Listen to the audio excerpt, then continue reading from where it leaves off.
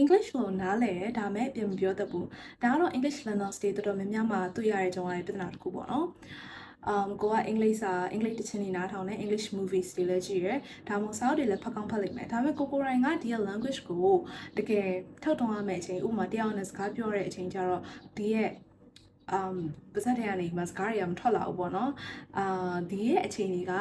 that's not because you're bad at English ပေါ့နော်တကယ်အကြောင်းရင်းကကိုက input များပြီးမှ output နည်းနေတယ်လို့ဖြစ်ပါတယ် enough မဖြစ်သေးလို့ဖြစ်ပါတယ်ဆိုတော့ input မှာဆိုလို့ရှိရင်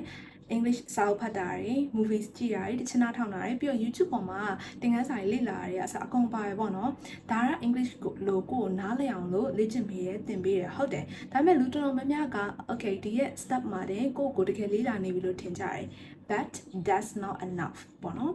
okay နောက်ထပ် output ကအရင်အရေးကြီးရယ် output မှာဆိုလို့ရှိရင်ကိုကဒီရဲ့လေ့လာထားတဲ့အရာကိုအသုံးပြုတာရေးတာဖတ်တာရေးတာပြောတာအကုန်ပါတယ်ပေါ့နော်ဆိုတော့ output နဲ့ input ကကြွတ်တာတွေလိုပဲတစ်ဖက်တည်းကိုပဲအလုပ်ပြီးလို့မရဘူးဥပမာ input ကလက်တစ်ဖက်ဆိုလို့ရှိရင် output ကနောက်ထပ်လက်တစ်ဖက်ပေါ့နော်နောက်ထပ်မြင်ထားတဲ့ဥပမာအနေနဲ့ပြောရမယ်ဆိုလို့ရှိရင်ကိုကရေကူးနီးဗီဒီယိုတွေပဲကြည့်ရယ်ဒါမှမဟုတ်ဟင်းချက်နီးဗီဒီယိုပဲကြည့်ရယ်ကိုရိုင်းကဘယ်တော့မှရေကန်နဲ့မစင်ဘူးဟင်းချက်ဘူးဆိုလို့ရှိရင်လည်းဘယ်တော့မှချက်တတ်မှာမဟုတ်ဘူးဆိုတော့လုပ်ကြည့်ရမယ်စမ်းကြည့်ရမယ်သင်ထားတာတွေလေ့လာထားတာတွေ apply လုပ်ရမယ်ပေါ့နော် that's what's important speaking skills လည်းထုံးနေ၎င်းပဲပေါ့နော်ဆိုတော့လေ့လာနေတဲ့လူတွေတော်တော်များများက90% လောက်ကို input လောက်ပဲလုပ်နေကြတယ်90% လောက်ကိုကိုယ့်ရဲ့ကိုထည့်ရပဲလုပ်နေကြတယ်ပြန်မထုတ်ကြဘူး Okay ဆိုတော့ tip number 1အနေနဲ့50-50 rule ဒီတစ်ခါအင်္ဂလိပ်စာလေ့လာလို့ရှိရင်ဗီဒီယိုကြည့်ရပဲဖြစ်ဖြစ်စာဖတ်တာပဲဖြစ်ဖြစ်ကိုကဒီဟာကိုသင်ခန်းစာကိုလေ့လာပြီးသားလို့ရှိရင်15မိနစ်လောက်ကိုလေ့လာမယ်ဆိုလို့ရှိရင်နောက်ထပ်15မိနစ်ကိုလည်းဒီရဲ့လေ့လာထားတဲ့ phrases တွေကိုကိုယ့်အတန်ထွက်ပြီးပြောကြည့်ရပဲဖြစ်ဖြစ်ကိုယ့်ရဲ့ personal examples တွေနဲ့ခြိုက်ရပဲဖြစ်ဖြစ်လုပ်ကြည့်ပါ tip number 2စကားမပြောဖြစ်တဲ့လူတွေအတွက်နည်းလမ်းတစ်ခုပြပြမယ် speaking output အတွက်ပေါ့ okay so ပထမအဆုံးအနေနဲ့ shadowing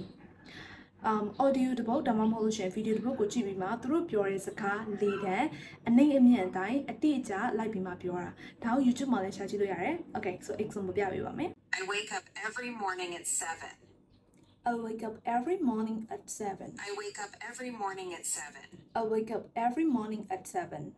I was 14 years old when I kind of made that decision and was like, this is what I want to do. I was 14 years old when I kind of made the decision and was like, this is what I want to do.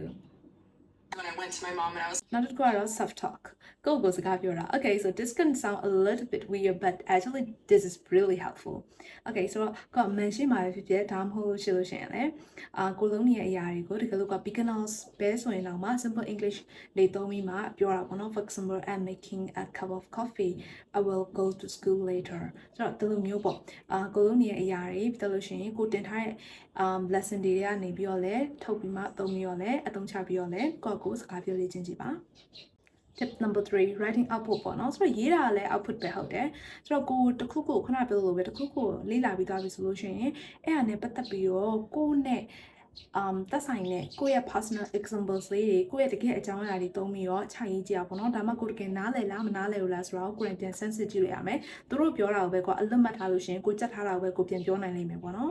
okay ဆိုတော့နောက်တစ်ခုအနေနဲ့ကျတော့ journaling လုပ်တာ or ည diary ရေးတာပေါ့နော် okay ကိုယ့်ရဲ့တနေ့တာဖြစ်တဲ့အကြောင်းအရာတွေကို English လိုမျိုး၄ကြောင်းပဲဖြစ်ဖြစ်၅ကြောင်းပဲဖြစ်ဖြစ်ဒါမှမဟုတ်ဒီ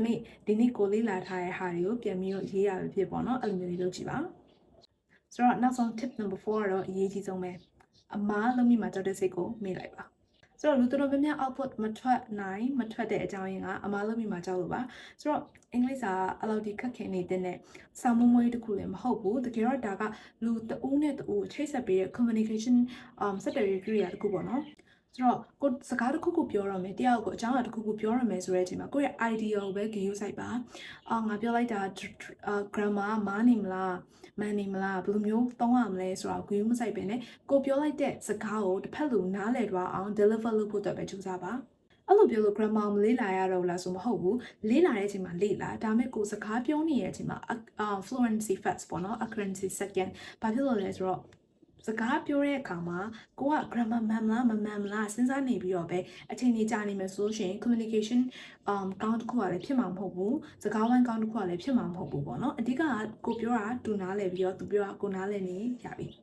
Okay ဆိုတော့စာ grammar လေ့လာတဲ့အချိန်မှာလေ့လာမယ်ဒါပေမဲ့ကိုကတကယ်ထုတ်တုံးရတော့မယ်ဆိုလို့ရှိရင်အဲ့အရာကြီးခဏမိထားပြီးတော့ကိုယ့်ရဲ့ idea ကိုပဲဒီရဲ့စကားကိုရှင်းရှင်းလင်းလင်းတူနားလည်အောင်ဘယ်လိုပြောမလဲဆိုတာကိုပဲအာရုံစိုက်ပြီးမှပြောပါ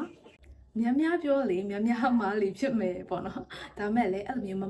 များမားလေကိုအမားအနေမှာပြန်လေ့လာနိုင်ပြီးတော့ပိုပြီးမှမှန်လာလေပဲပေါ့နော်ကိုရိုင်းကဒီရဲ့ skills ကိုထုတ်တုံးဖို့မစူးစမ်းဘူး output ထုတ်ဖို့မစူးစမ်းဘူးဆိုလို့ရှိရင်တော့ဘယ်နာလေးမားနေတယ်လဲသိမှာမဟုတ်ဘူးပြန်နိုင်မှာမဟုတ်ပါဘူးဆိုတော့နားထောင်နေရပဲရက်လိုက်ပြီးတော့ဒီနေ့အစပြီးတော့အသုံးချကြည့်ပါ you have to do it now so bye bye see you